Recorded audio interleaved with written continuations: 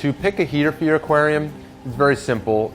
Most heaters nowadays are fully submersible. I think it's rare to find a hang on the back heater. Those have been, those were around in the 80s and 90s, but now everyone uses submersible heaters. The only advice I would really give you is that you put the heater low in the aquarium. You don't want to put it in an area where it's going to be exposed to air when you do your water change. You don't want to have to remember to unplug the heater every time you do your water change, because the one time you forget, your heater will crack if it's on while being exposed half to the air and half on the water. That difference in temperature, the glass shell on the heater cannot take, and it'll shatter.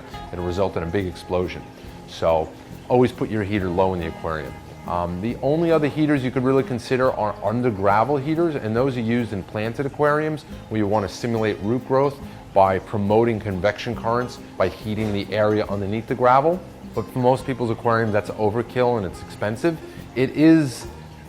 If you have the money and you don't want to look at a heater in the aquarium, then you could look at these under gravel heaters. But most people are fine just putting one heater in the aquarium. You stick it in the corner. The only other rules that I would follow is to not put your thermometer right next to the heater, because you're going to get a false temperature reading every time that heater is on. So put your thermometer on the opposite side of the aquarium that you put your heater. And with any other piece of equipment, you always want to unplug it before servicing it, especially a heater. If you take a heater out of the aquarium while it's been plugged in, or if you unplug it and pull it right out, it's going to sizzle like crazy as the hot glass is exposed to the air. So always unplug it and leave it unplugged for 15 to 20 minutes before removing it from the aquarium.